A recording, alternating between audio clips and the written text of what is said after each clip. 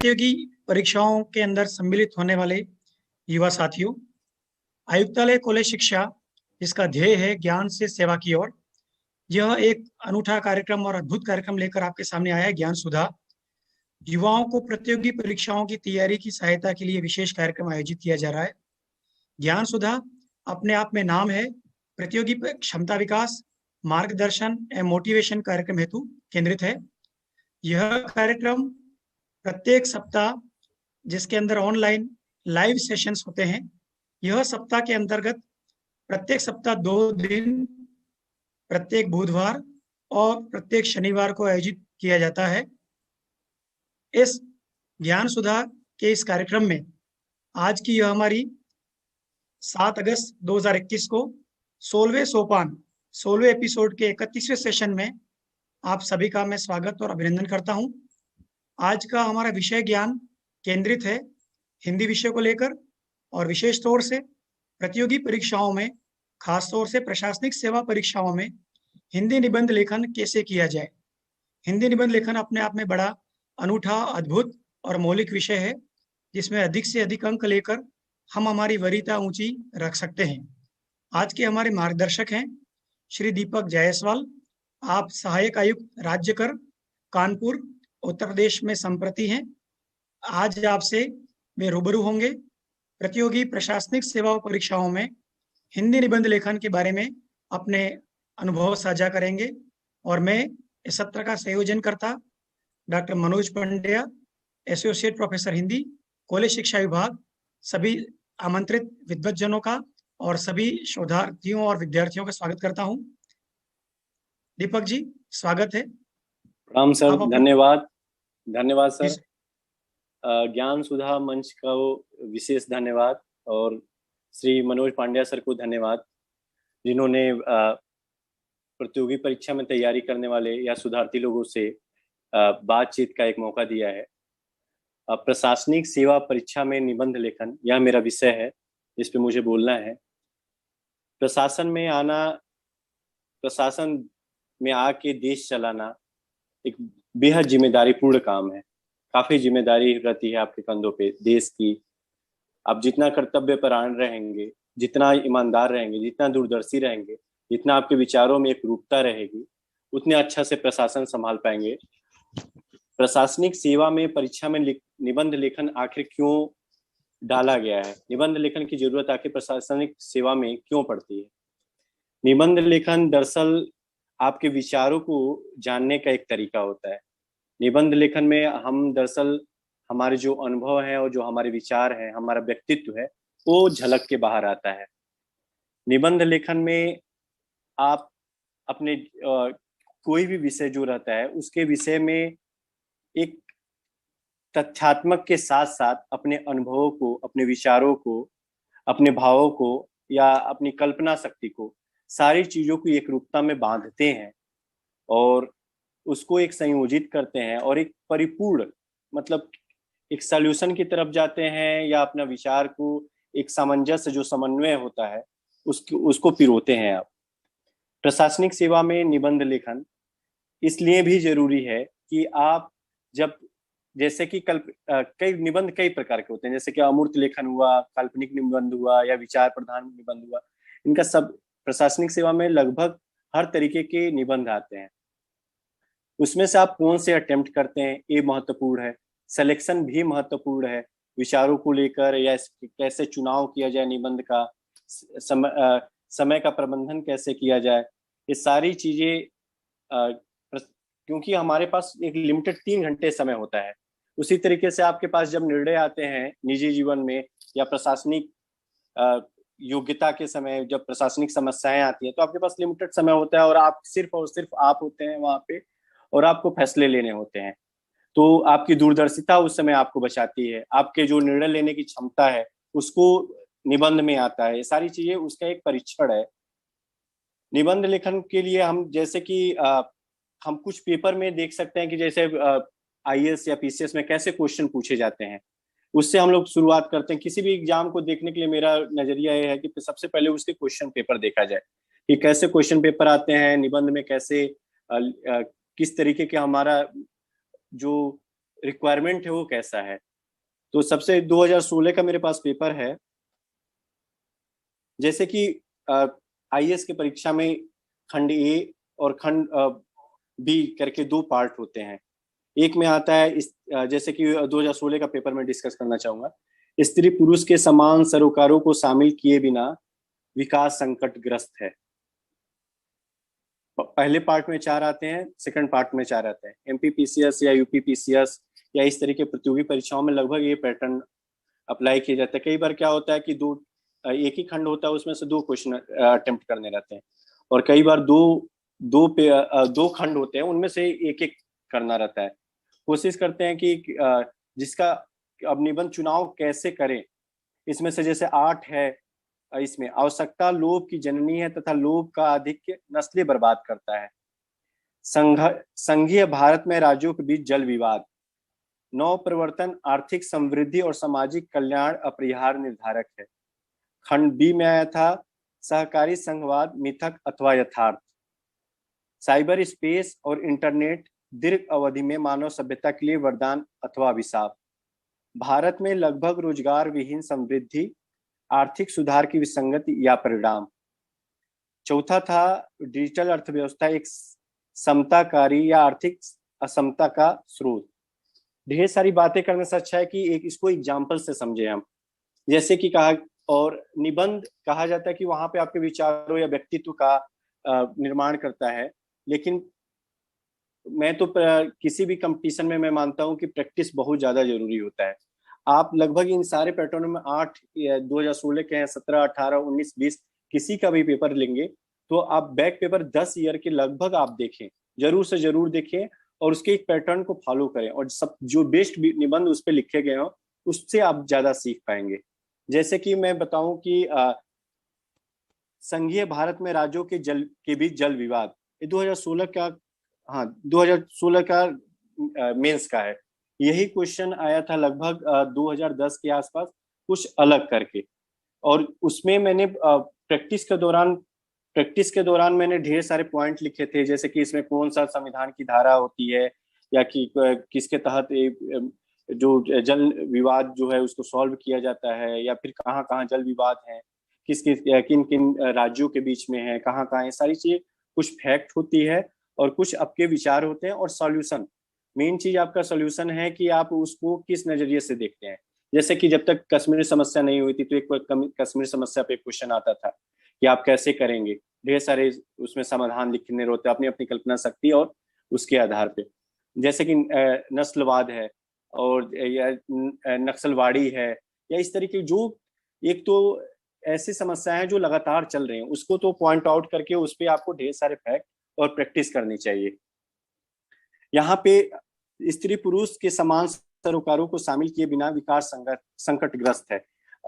अपनी पितृसत्तात्मक समाज जो है उसमें कैसे हम लोग कैसा समाज है और कैसे प्रॉब्लम है हमारे समाज में, ये लगातार बना हुआ स्त्री और पुरुष का भेद। तो इस पे लगभग लगातार आते रहते हैं प्रश्न। जैसे स्वामी विवेकानंद का कोट था कि जब तक दोनों पंखों से आप नहीं उड़ेंगे तो पक्षी का एक पंख से उड़ना उतने अच्छे से उड़ नहीं सकता पक्षी, या उड़ ही नहीं सकता। आप ये नहीं सोच सकते कि आप अपने स्त्रियों को आप कैद में रखेंगे और आप बाहर टहलेंगे और उससे विकास होगा। दोनों पैर से चलना है तो दोनों पैर से ही चलना, एक अच्छा चलना है, संतुलन चलना अच्छा होता है। तो स्त्री पुरुष के समान सरोकारों को, और निबंध का सबसे मेरा मानना है कि निबंध, कोई भी निबंध लिखने से पहले उसके जितने भी शब्द हैं उसको जरूर से जरूर पॉइंट आउट करें कि जैसे कि इसमें है स्त्री पुरुष के सरोकारों को शामिल किए बिना विकास संकटग्रस्त है। तो इसमें एक है कि संकटग्रस्त, स्त्री पुरुष, समान सरोकार, और क्या मतलब कि ऐसी स्थिति है क्या कि ये संकटग्रस्त स्थिति है। तो एक एक पॉइंट पे हमें कंसंट्रेट रहना है। जैसे कि कहा जाता है निबंध और लेख में मैं अगर अंतर समझाऊं तो लेख में आप बहुत ढेर सारे तथ्य परोसते हैं, ढेर सारी चीजें होती हैं। मेरे गुरुजी हुआ करते थे दिल्ली विश्वविद्यालय में, पल्लव सर हैं, रामेश्वर राय सर हैं, तो बताते थे कि निबंध के लिए कि आपको निबंध कैसे लिखना है। आपके पास बहुत ढेर सारे फैक्ट हैं, बहुत ढेर सारे विचार आ रहे हैं, बहुत ढेर सारी कल्पनाएं हैं, लेकिन इसके बावजूद आपको सारी चीजें एक जगह ला के रख नहीं देनी है।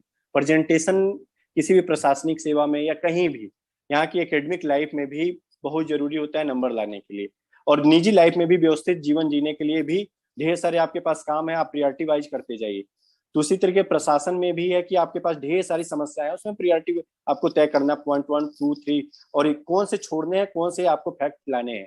कि एक गाय है, गाय खूंटा उखाड़ के जहां मन करे चरे, और बताया कि मैं 10 किलोमीटर तक गाय वो चर गई है, ये निबंध लेखन नहीं है। एक खूंटे में बंधी गाय है और उसको अब खूंटे में बंधी गाय रस्सी लगी हुई है और कितना बढ़िया से उस एरिया को चरती है, वो है निबंध लेखन। ये नहीं कि खूंटा उखाड़ के यहाँ भी चरे, वहां भी चरे और वहां भी चरे। आप अपने उस निबंध के जितने भी शब्द हैं, जो टॉपिक कहना चाहता है, उसके दाएं बाएं और एक सेंटर, क्या बोलना चाहता है, किस निष्कर्ष की तरफ बढ़ना चाहता है, क्या आपका कौन से व्यक्तित्व या एक संतुलित व्यक्तित्व कैसे आता है, संतुलित उस समस्या का संतुलित समाधान कहाँ से आता है, इस पे विचार करना है। आप अतिरेक में मत जाइए, आप कोशिश करिए कि एक जो लाइन बीच का है उसको बढ़िया से ड्रॉ करने की। जैसे कि इसमें है, एक मिनट, जैसे कि आवश्यकता लोभ की जननी है तथा लोभ का अधिक नस्लें बर्बाद करता है। हर एक का तो लगभग मुझे लगता है कि जो जैसे महात्मा गांधी है, स्वामी विवेकानंद है, या किसी के भी अच्छे कोट आपके पास होने चाहिए, जिससे कि आपको निबंध में वो शामिल हो, या संदर्भ विशेष महत्वपूर्ण होते हैं। जैसे आवश्यकता लोभ की जननी है तथा लोभ का अधिक नस्लें बर्बाद करता है, एक लगभग, या पर्यावरण को लेके, विकास को लेके, ढेर सारे मुद्दों को लेके एक क्वेश्चन लगभग रिपीट करता रहता है। जैसे कि गांधी जी, अब आप कुछ भी तैयार न रहे लेकिन फिर भी आपके पास गांधी जी के, स्वामी विवेकानंद के, या किसी भी महान पुरुषों के जहां भी आप नोट करें, प्रतियोगी परीक्षाओं के लिए आपको बता रहा हूँ कि निबंध लेखन में आप उनके कोट को जरूर से जरूर देखें। दूसरा चीज, आप लगातार अपडेट रहें, रोज न्यूज सुने। अपना डीडी न्यूज बहुत बढ़िया है, जो अब यूट्यूब पे भी आता है। बीबीसी लंदन जैसे चीजें सुने, जैसे कि विश्व में क्या हो रहा है, अपने को लगातार अपडेट करते रहे। और कोरिलेशन पावर जितना अच्छा रहेगा आपके अंदर, कि जैसे कि आप कंकरेंट निबंध में प्रासंगिकता बहुत जरूरी होती है, कि कोरिलेशन और प्रासंगिकता, कि आप किन किन चीजों को, अलग अलग चीजों को एक साथ जोड़ पाते हैं, किन किन समस्याओं को, आज की समस्याओं को उस निबंध से जोड़ पाते हैं, उस पे कौन से बढ़िया काम प्रशासन कर रहा है, प्रशासनिक कर रहा है, और कहाँ उसकी चूक हो रही है, ये कहाँ से आप उसको सम्मिलित कर पा रहे हैं। एकदम जो आधुनिक परंपरा के साथ आधुनिकता, कि अभी क्या चीज प्रासंगिक है, उसको आपको शामिल करना है।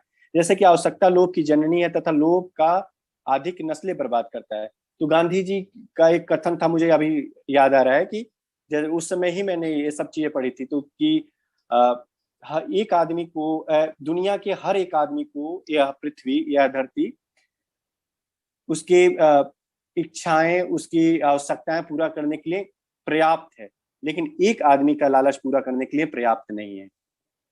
तो ऐसे ऐसे कोड जो सेंटर रहता है, कोर सेंटर बन के वो एक विचार आता है, तो उससे लगता है कि हाँ, ये शुरुआत अच्छी होती है। जैसे कि जी जी जी जी मनोज सर। जी, अपने निबंध के बारे में, उसके संदर्भ के बारे में अपन बात कर रहे हैं। जी जी एक सामान्य जिज्ञासा एक परीक्षार्थी की, प्रतियोगी परीक्षार्थी की होती है, जी किसी निबंध का भूमिका लेखन जो है, जी तो भूमिका लेखन के बारे में बहुत तरह की शैलियां हैं। जी जी कुछ लोग काव्यांश से शुरू करते हैं, कुछ घटनाओं से करते हैं। आप प्रतियोगी परीक्षाओं में किस ढंग से इसको बच्चे डील कर सकते हैं, इसको भूमिका, किसी निबंध का इंट्रोडक्शन कैसे करें उसको? तरीके तो भूमिका के बहुत ढेर सारे हैं। मेरा मानना है कि जब भी दो तीनों चीजें एक साथ जुड़ी हैं, पहला समय प्रबंधन, दूसरा भूमिका, और तीसरा आपका जो फ्रेमवर्क है। आप जैसे आपके पास 2 निबंध लिखने हैं या 3 निबंध लिखने हैं, आप समय पहले डिवाइड करिए। 3 घंटे जो है आपके पास, या 2 घंटे जो भी मिलते हैं, आप आधी योजना वहां जाके बनाना नहीं है। आपको पहले 3 घंटे मिलने वाले हैं, दो निबंध लिखना है, आपके पास 1.5 घंटे है। आप घर पे सोच के जाइए कि आपके पास 1.5 घंटे हैं, 1.5 घंटे हैं, 15 मिनट में आपने फैक्ट जुटाने हैं, आपको क्या लिखना है, रफ वर्क करना है अपने दिमाग में या पहले ही, और जी दूसरे 15 मिनट में क्या करना है। दूसरा चीज की भूमिका, हर एक निबंध की भूमिका अलग तरीके से होती है। जैसे कि आप एक इसी में बताता हूँ, जैसे कि कई जगह कहा जाता है कि काव्यांश से शुरू करिए, कई जगह कहा जाता है कि आप फैक्ट से शुरू करिए, कई जगह कहा जाता है कि उदाहरण से शुरू करिए। तो जैसे कि है, स्त्री पुरुष के समान सरोकारों को शामिल किए बिना विकास संकटग्रस्त है। तो यहाँ से आप दो तीन तरीकों से शुरू कर सकते हैं। एक कोटेशन से भी शुरू कर सकते हैं, जैसे कि स्वामी विवेकानंद का कोटेशन मैंने बताया। जैसे कि इसमें बहुत ढेर सारे इसमें उदाहरण हैं, उनको लेते हुए शुरुआत कर सकते हैं। या किसी विशेष घटना को लेकर कर सकते हैं कि इस समय ओलंपिक का जो ओलंपिक चल रहा है, जिसमें हम पुरुष ही, हमारे यहाँ जो भारत के मेडल दिए गए हैं वो काफी पीछे रहे महिलाओं से। हमारी जो हमारे यहाँ की लड़कियां थी, जो हमारे लेडी ओलंपिक में भाग लेने वाली खिलाड़ी हैं, उन्होंने अच्छा प्रदर्शन किया। तो इसको लेते हुए कहा जा सकता है कि नहीं, मतलब कि दोनों एक साथ चला जा सकता है। तो कुछ एक तथ्यात्मक चीजों को लेकर शुरुआत कर सकते हैं इस किसी भी निबंध को। और मेरा तो मानना है कि एक साहित्यकार, जैसे कि कई तरह बैकग्राउंड कैसा आता है, एक इकोनॉमिक्स वाले लड़के को या जियोग्राफी वाले लड़के को या एक हिंदी साहित्य वाले लड़के को अलग अलग एक तरीके से भूमिका के स्टार्ट कर सकते हैं। जैसे साहित्य वाले हैं तो कौन से निबंध का चयन करते हैं, और क्या वो साहित्यिक है या काल्पनिक है। अब जैसे इकोनॉमिक्स के टॉपिक है, उसमें आप कविता लिख के शुरुआत नहीं कर सकते, वो हल्कापन होगा एक तरीके से। तो जैसे जी कि जी है कि, और एक किसी कल्पना या किस जीवन या इस तरीके के अमूर्त चीजें, जैसे मार्क्सवाद, इन सब चीजों को एक अच्छे एग्जाम्पल से मार्क्स के कोट से, या इस तरह के मार्क्सवाद या गांधीवाद या इन सब चीजों पे अगर निबंध आते हैं तो उनके कोट से शुरुआत कर सकते हैं। इकोनॉमिक्स के समस्याओं से शुरुआत कर सकते हैं। या फिर जैसे कि वैश्विक संकट है, उसमें आप कविता लिखते हैं तो ये मतलब कि हल्की शुरुआत होती है। तो अलग अलग टॉपिक का अलग अलग भूमिका, मतलब अलग अलग लगातार प्रैक्टिस से ही पता चलेगा कि वो निबंध चाहता क्या है, वो भूमिका कैसी चाहती है। जी जो इसका क्या, इसका तात्पर्य यही हुआ कि जैसा विषय होगा उस विषय के अनुरूप ही उसकी भूमिका हमें बिल्कुल बिल्कुल बिल्कुल। तय और करनी ये है। लगातार प्रैक्टिस से आएगा कि आप लगातार, आप 20 साल के पेपर देखिए, उसमें किस तरीके को क्वेश्चन आए हैं, आपके अनुरूप वो विषय कैसा है, आपके अनुरूप कौन सा विषय है, आप उसमें कितना अच्छा प्रदर्शन कर सकते हैं। जरूरी नहीं है कि किसमें आप, ये टॉपिक अच्छा है, ये टॉपिक अच्छा है, आप किसमें अच्छा कर सकते हैं, इस पे फोकस करना चाहिए। और भूमिका, निबंध तो अपने आप अनुभव की चीज है, वो निकलती है। तो आप ये है कि जैसे कि इकोनॉमिक्स वाला, आप खुद इकोनॉमिक्स को अगर समृद्धि या विकास इन सब टॉपिक पे लिख रहा है तो खुद कविता नहीं लिखेंगे, और जो साहित्य वाला आदमी है उसको खुद इंटरेस्टेड नहीं रहेंगे उस पर लिखने के लिए। जी मनोज सर। बहुत से प्रतियोगी परीक्षा में देने वाले, उनके सामने बड़ी समस्या होती है। आ, भाषा भाषा संबंधी बहुत बड़ा प्रश्नवाचक होता है कि क्या भाषा साहित्यिक होनी चाहिए या सहज होनी चाहिए या सरल होनी चाहिए। भाषा के मत में आपका क्या विचार है भाषा के मामले? सर मुझे तो लगता है कि सर निबंध की भाषा किसी भी प्रशासनिक में बहुत ज्यादा क्लिष्ट नहीं होना चाहिए, बहुत क्लिष्ट नहीं होना चाहिए जितना निबंध में। क्योंकि एक आप सोचिए, आप खुद परीक्षार्थियों को सोचना चाहिए कि आप एक टीचर हैं, आप एक कॉपी चेक करने वाले हैं। आप सोचिए कि आप कैसे अपने कॉपी को बांधे रख सकते हैं टीचर की नजर से। वो, क्योंकि टीचर के पास ढेर सारी कॉपियां हैं, आप उनसे अलग कैसे कर सकते हैं, आप अन्य कॉपियों से अपनी कॉपी को अलग कैसे कर सकते हैं, आप उसकी नजर को कैसे अपने कॉपी पे गड़ाए रख सकते हैं। इस पे आपका फोकस तभी होगा अगर आपकी भाषा क्लिष्ट हो रही है, आपकी भाषा में प्रवाह नहीं है, आपके विचार जो हैं वो तारतम्यता नहीं है, तो कभी वो बहुत दूर तक निबंध पढ़े नहीं जाते हैं, या पढ़े जाते हैं तो वो रुचि नहीं आती है एक एग्जामिनर को। आप जी खुद जी दूसरे का निबंध पढ़ के देखेंगे तो लगेगा कि, इसलिए हमेशा कोशिश करनी चाहिए भाषा बेहद बहुत व्यवहारिक सामान्य सामान्य रहे। लेकिन ये है कि निबंध एक और चीज मांग करता है कि जैसे कि तथ्यात्मक टर्मिनोलॉजी की। आप आपके पास अगर इकोनॉमिक्स के टॉपिक हैं, आपके पास जैसे कि साइबर स्पेस के टॉपिक हैं, आपके पास यदि बायोलॉजिकल टॉपिक है, तो किसी तरीके को उसके टर्मिनोलॉजी का ज्ञान बड़ा जरूरी है। उस टर्मिनोलॉजी का यूज करना है आपको, उस शब्दावली का प्रयोग करना है आपको कि जैसे कि आप लेते हैं कि साइबर स्पेस, तो उसके टर्म आपको आने चाहिए, उसमें रखने चाहिए। जैसे कि इंटेलिजेंस है या सारी चीजें, उसमें आपको एक तारतम्यता के साथ उस प्रवाह बना रहे, और उसके जो की पॉइंट है, जो उसके शब्दावली, उस विषय से रिलेटेड शब्दावली, वो कोर पॉइंट के रूप में आते रहे। जी जी सर। जी जैसा कि भाषा और साहित्य के मत में माना भी जाता है कि जी साहित्य का की जो कसौटी है वो गद्य है, जी जी जी और गद्य की कसौटी भी निबंध है। जी जी और उसमें आपने बहुत बखूबी बताया है कि किसी भी निबंध की कसौटी का मूल जो तत्व है वो प्रवाह है। जी उस निबंध के अंदर कितना प्रवाह है उस निबंध लिखने वाले का। और प्रवाह के साथ आपने बहुत अच्छी बात बताई कि सहज और सरल शब्दावली, और खास तौर से विषय से जुड़ा हुए जो भी शब्दावली उसका अधिकतम हम प्रयोग करें। अ, कुछ और प्रतियोगी परीक्षार्थी ये मानते हैं कि हम विषय चयन कैसे करें हम। चूंकि प्रतियोगी परीक्षाओं में सभी विधाओं के विद्यार्थी बैठते हैं, arts, commerce, science, management, engineering, medical, ये बहुत तरह विद्यार्थी बैठते हैं। तो उनका मानना होता है कि स्कोरिंग के हिसाब से या अंकन के हिसाब से हम हम विषय चयन करें, या हमारी दक्षता के आधार पर करें। विषय चयन को लेकर बहुत से प्रश्न रहते हैं। सर, मेरा मानना है कि यूपीएससी मेंस के आप तैयारी करते हैं तो एक सब्जेक्ट का चयन करना होता है। उस समय भी मैं हमेशा राय देता हूँ, या मेरे गुरु जी लोग जो थे, या मेरे जो दोस्त हैं जो आईएएस हैं या प्रशासनिक सेवा में हैं, तो उन लोगों का भी मानना था कि आप हमेशा अपनी रुचि के साथ रुचि को प्रेफरेंस दें, कि आपकी पकड़ किस पे है, आपकी सब्जेक्ट कौन सा है, आपने ग्रेजुएशन किस में किया है, आपका लगातार इंटरेस्ट किस में बना रहा है। आप साहित्य के विद्यार्थी हैं, आप इकोनॉमिक्स में लिखने जाते हैं, आपकी लगातार पकड़ है, आप होरी को पढ़े हैं, आप गोदान पढ़े हैं, आप किसान की समस्याओं को जानते हैं, आप गांधीवाद को ठीक से पढ़े हैं, आप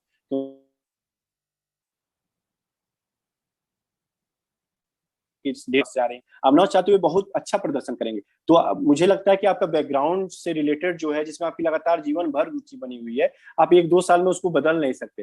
हालांकि सारे टॉपिक 8 टॉपिक दिए जा रहे हैं, अगर वो महत्वपूर्ण नहीं रहते तो दिए ही नहीं जाते। आप कठिन विषय का चयन करने से अच्छा है कि आपकी जिसमें रुचि हो, आपकी जिसमें जी पकड़ अच्छी हो, उसका चयन करिए। जी। विषय में अपनी दक्षता और अपनी महारत ज्यादा महत्वपूर्ण है। आपके अनुभव से ये बात पुष्ट कर रहे हैं।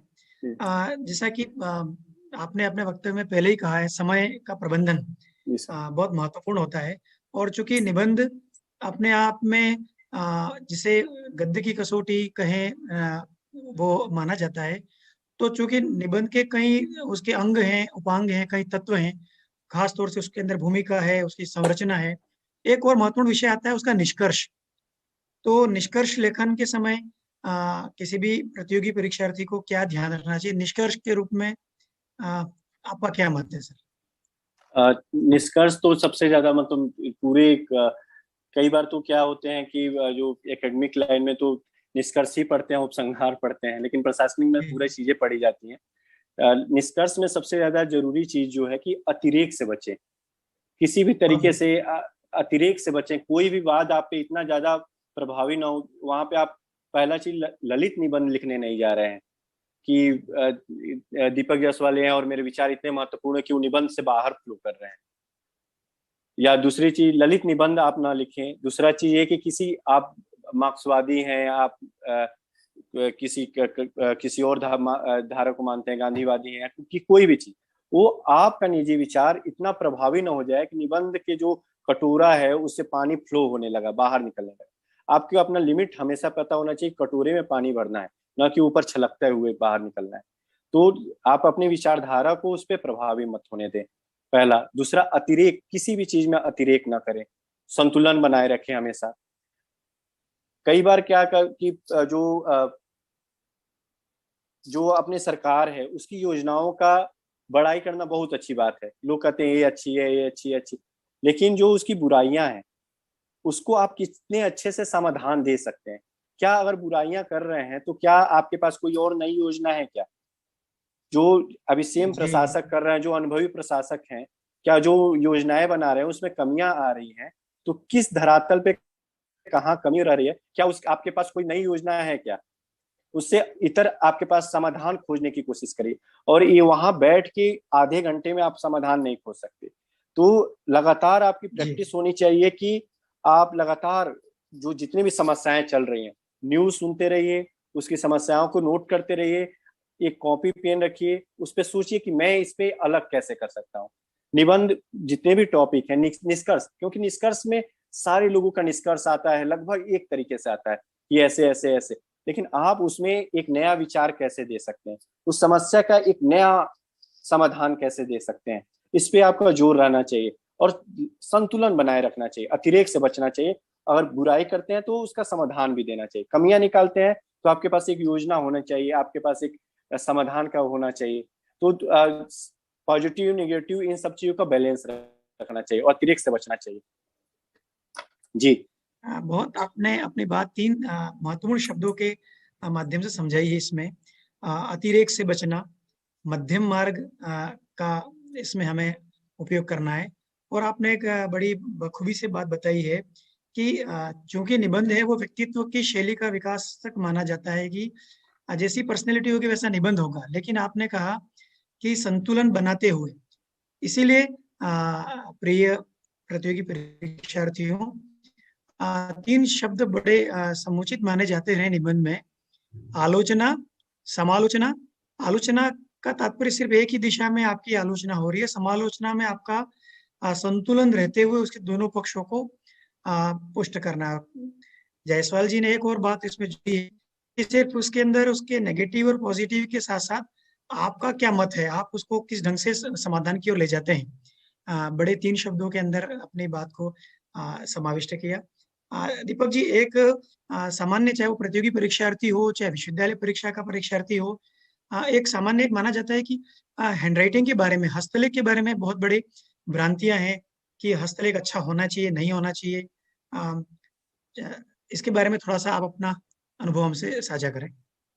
अब इसके लिए तो मेरा मानना है, लोग कहते हैं जनरली कि हैंड राइटिंग बहुत ज्यादा मायने नहीं रखता यूपीएससी के एग्जाम में, और यूपी पीसीएस के एग्जाम में थोड़ा बहुत, पीसीएस के एग्जाम में स्टेट वाले में थोड़ा बहुत मायने रखता है, लेकिन वहां नहीं रखता। लेकिन मेरा मानना है कि आप दो सड़कों पे चल रहे हैं, एक अच्छी सड़क है और एक बहुत बुरी सड़क है, जहाँ से आपको देख के चलाना पड़ रहा है, गड्ढा है, ऊंचाई है, उसमें आंखों पे जोर आ रहा है। तो आप बस ये सोचिए कि एक आप एग्जामिनर बन के सोचिए कि एग्जामिनर क्या चाहता होगा, कि एक वो ऐसे सड़क पे चलना जहाँ पे आंखें गड़ानी पड़े, पढ़ने पड़े कि आप ईमानदारी ही लिखे हैं कि कुछ और लिख दिए हैं, या इस तरीके से कि कम से कम इतनी स्पष्टता तो हो कि वो पढ़ सके। और कोई भी आदमी उसी भावबोध से भरा हुआ है, जैसे आप फूल अच्छे लगते हैं, जैसे कि आपको अच्छी चीजें, सुंदर चीजें अच्छी लगती है, उसी तरह सुंदर लेख भी किसी को आकर्षित करता है।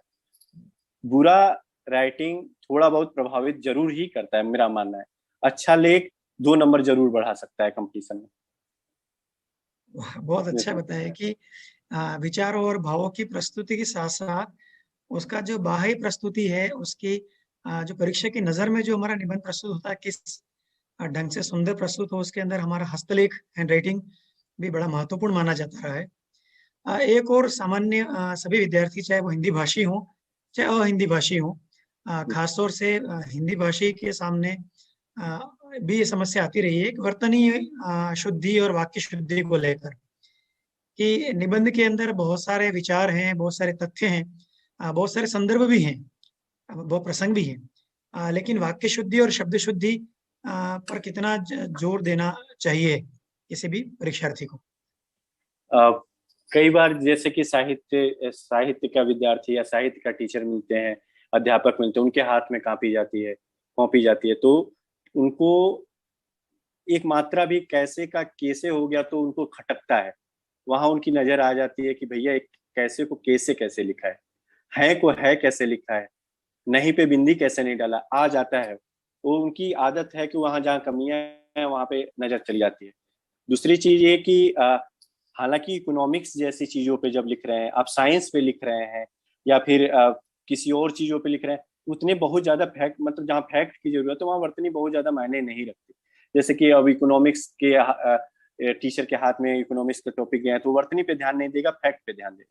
लेकिन अगर आप अमूर्त चीजों पे लिख रहे हैं जहाँ कल्पना है या फिर वो लिटरेचर के टीचर के हाथ में गया, तो कोशिश करनी चाहिए। आप तो तय नहीं कर सकते किसके हाथ में कॉपी गई, आप अपनी वर्तनी पे जरूर ध्यान दे सकते हैं कि आपको वर्तनी अगर सुधारेंगे तो लिटरेचर के हाथ में गए, लिटरेचर के टीचर के, या फिर जिनको वर्तनी प्यारी है, या फिर जो शुद्धता शुद्धता को ज्यादा महत्व देते हैं उनके हाथ में गई, तो थोड़ा सा संकट में। तो ऐसे ही जहाँ एक एक नंबर के लिए मारपीट है, जहाँ एक एक नंबर आपकी रैंक को सुधार सकता है, बिगाड़ सकता है, 1 साल प्रतीक्षा करा सकता है, आपके जीवन का फैसला कर सकता है, वहाँ वर्तनी पे ध्यान देना चाहिए। और कोशिश करनी चाहिए जब अपने पकड़ में ना आए तो अपने अध्यापक से दिखाएं, अपने जो साथी हैं सहपाठी हैं उनसे दिखाएं। और बहुत बड़ी बात नहीं है, अगर है पे बिंदी नहीं है तो अगली बार है पे बिंदी आ जाएगी। आप एक बार कोशिश करिए। बहुत बढ़िया। क्योंकि प्रतियोगी परीक्षाओं में साहित्य, कला, संस्कृति, विज्ञान, अंतरिक्ष विज्ञान, समसामयिकी, अनेक अनेक विषयों को लेकर निबंध उससे प्रश्न पूछे जाते हैं। प्रत्येक प्रतियोगी परीक्षार्थी का दायित्व बनता है कि न केवल अपने उस चुने हुए विषय के साथ न्याय करे, बल्कि उसकी जो प्रस्तुति है, क्योंकि हम देखें भारतीय प्रशासनिक सेवा में पहले उसके अंक कम हुआ करते थे, अभी अंक बहुत बढ़ गए हैं, पूरे 250 अंक का लगभग हो गया है। तो उसमें निबंध के अंदर जो अंक हैं वो आपकी रैंक बहुत ऊपर ले जा सकते हैं, और आपको जैसा कि दीपक सर बता रहे हैं कि वो आपके अंक नीचे भी ले जा सकते हैं, आपका पूरा 1 साल भी आपको पीछे ले जा सकते हैं। और जैसा कि आपने बताया कि ये अभ्यास पर है, और बहुत अच्छा बताया कि सिर्फ अभ्यास के साथ साथ जो आपके अध्यापक हैं, खासतौर से उन विषयों के संबंधित जो अध्यापक हैं, तो इसके अंदर विचार हैं, भाव हैं, शब्द हैं, वाक्य हैं, उसकी बनावट है। एक और जो अपने अपने अपने वक्तव्य में बात बताई थी, संदर्भ या जैसे रेफरेंसेस के बारे में बताया कि हमें किस प्रकार से उसको प्रासंगिक करते हुए, किस प्रकार उसको वर्तमान युग से जोड़ते हुए उसका हम प्रयोग करें, चाहे वो हम भूमिका में करें, चाहे निबंध के बीच में करें। थोड़ा सा इसके बारे में हमें सभी साथियों को बताइए और विद्यार्थियों को कि संदर्भ या रेफरेंसेस जो हम इसमें यूज करते हैं, काव्यांश हो या घटनाएं हो, उसको हम किस ढंग से एलोबरेट करें, उसकी व्याख्या करें। जैसे संदर्भ तो बहुत ज्यादा महत्वपूर्ण होता है कि आप संदर्भ कहाँ कब कैसे यूज किया जाए, कौन से संदर्भों को लाया जाए, कौन से संदर्भों को छोड़ दिया जाए। तो संदर्भ तो बहुत, संदर्भ किन के संदर्भों में आप यूज कर रहे हैं, कविता को, कहानी को, तथ्य को, बहुत महत्वपूर्ण है। जैसे कि आप कोई भी आतंकवाद जैसी चीजें हैं, या अभी लगातार समस्या है, लगातार 100 साल पहले से बनी हुई है और अभी भी है। तो आतंकवाद पे अगर शुरू करने जा रहे हैं तो अभी कौन सी चीजें बन रही हैं, कौन सी कमेटियां हैं, विश्व स्तर पर आतंकवाद को रोकने के लिए कौन से बड़े बड़े संगठन हैं, भारत के स्तर पे कौन कौन से इसको रोकने के लिए कौन कौन से संगठन बने हुए हैं, इन सबको ज्ञान होना चाहिए और उनके रेफरेंसेस लाना चाहिए। अब कोरोना पे लिख रहे हैं तो अब WHO का रिपोर्ट, या फिर से भारत के जो स्वास्थ्य विभाग है उनके जो एम्स के निर्देशक हैं, जो चीजें बोल रहे हैं, तो आपको उसको अगर लाते हैं, या फिर जो अपना यूएनओ है उसके संदर्भ को लाते हैं, तो ये मतलब कि अच्छा कंक्रीट शुरुआत होती है इस संदर्भों को लेके। अब जैसे कि आधुनिक चीजों पे आप बात कर रहे हैं और आधुनिक कविता जैसी चीजों पे लिख रहे हैं या कुछ भी, तो उसमें आप मैथिली शरण गुप्त जैसी चीजों को आप नहीं ला सकते।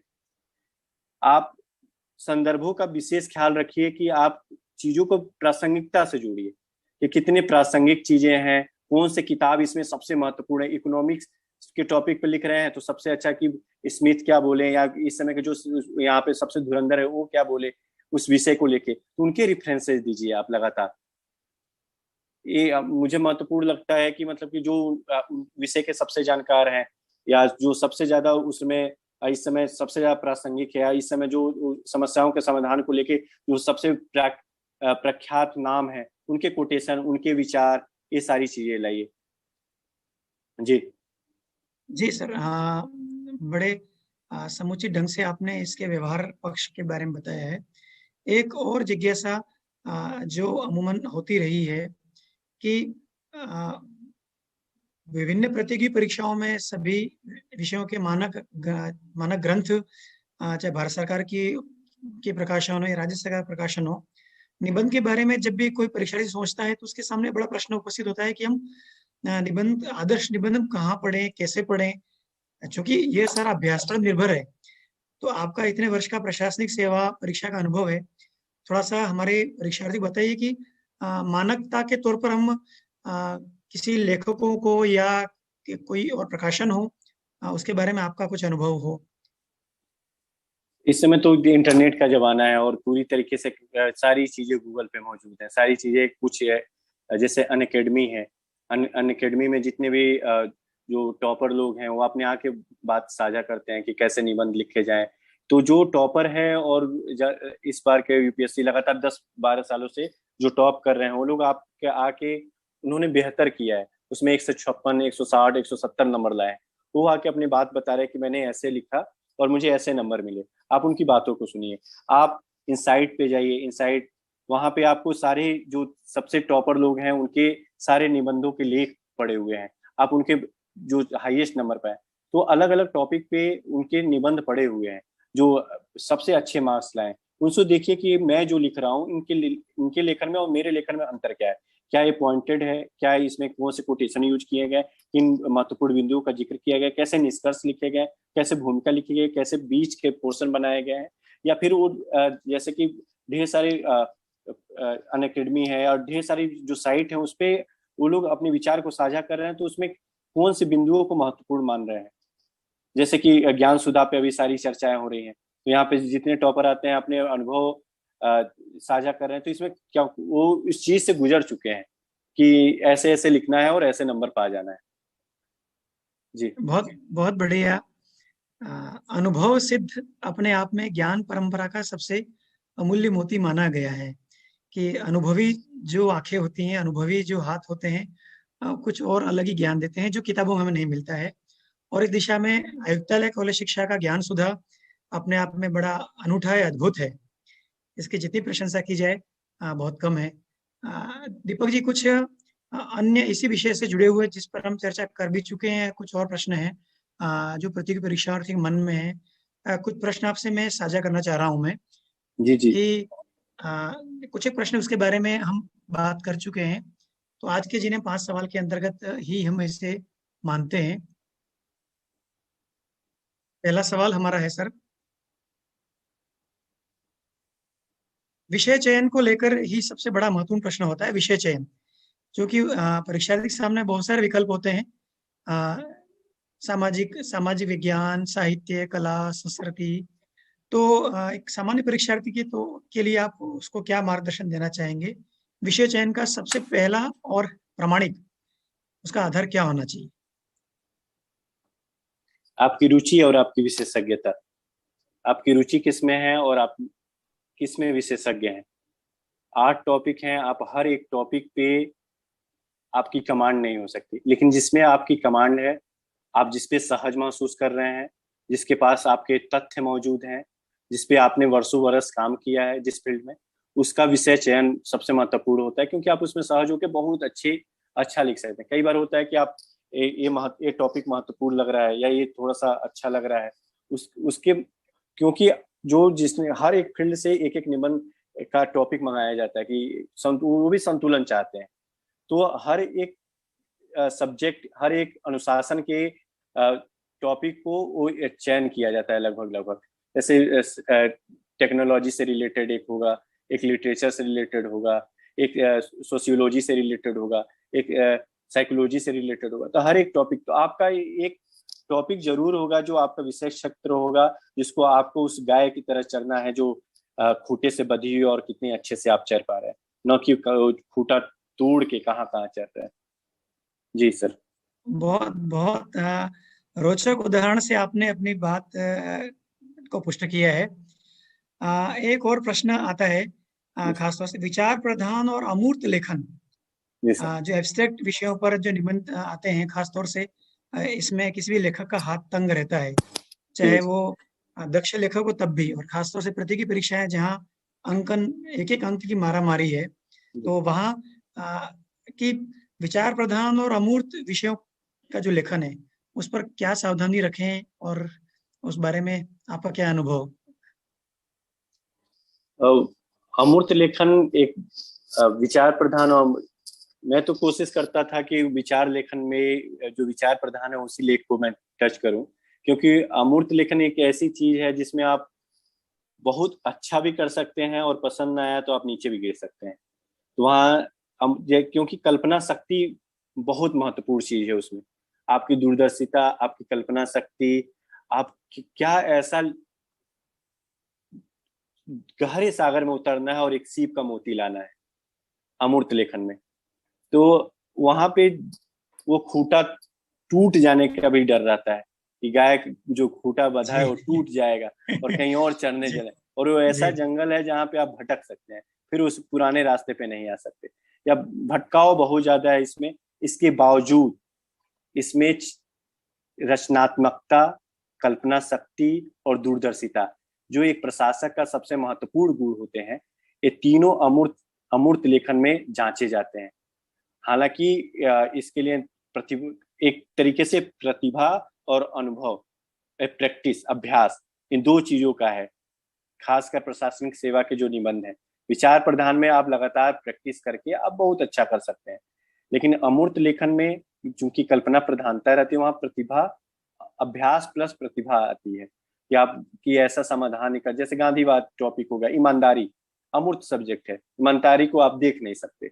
आप बताइए कि ईमानदारी, एक अच्छा ईमानदार प्रशासक और किस तरीके, कितने कितने आप को रिलेट कर सकते हैं। एक तरीके से वो ललित निबंध की तरफ जाता है, जहाँ पे एक चीज शुरू होती है, कहाँ वो जाती है, कहाँ फिर से लौटती है, और कितनी कल्पना शक्ति है आपके अंदर, कौन कौन से समाधान निकाल सकते हैं, कहाँ कहाँ चीजों को एक जगह लाकर जोड़ सकते हैं, ये सारी चीजें आती है। जैसे कि बुद्धिमत्ता, जैसे कि फ्रायडवाद, कोई विचार, जैसे कि गांधीवाद, जैसे कि मार्क्सवाद, ये सब अमूर्त है और इस पे बहुत बड़े फील्ड है, और आप उस पर विचार, उसको किस एंगल से आप देख सकते हैं। आपके अलग अलग मचान है, आपके अलग अलग छत है। अब अपने आपकी छत कितनी ऊंची है, आप उस छत से आपको क्या दिख रहा है, आप चांद पे जाके देख रहे हैं, सूरज पे जाके देख रहे हैं, आपका ट्यूबलाइट छत पे लगा है कि बीच में लगा है कि नीचे लगा है। आपको एक तरीके से एक खतरा भी है, और एक तरीके से अमूर्त प्रधान लेखन में एक तरीके से बहुत ढेर सारी संभावना है।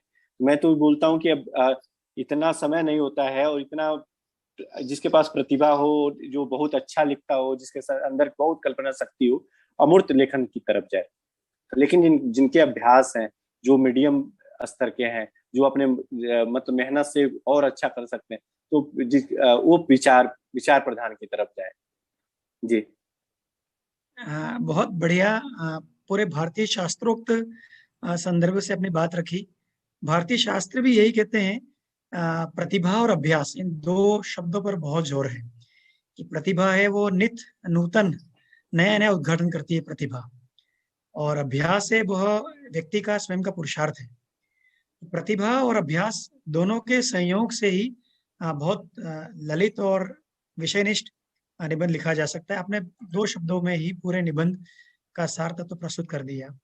एक अंतिम एक छोटी सी जिज्ञासा रह जाती है समय नियोजन को लेकर। चूंकि निबंध अपने आप में पूरा व्यक्तिनिष्ठ तो है ही, लेकिन विषयनिष्ठ ही ज्यादा है, और उसके साथ साथ हमारी समय सीमा और प्रतियोगी परीक्षाओं में शब्द सीमा अपने में बहुत बड़ी महत्वपूर्ण होती है।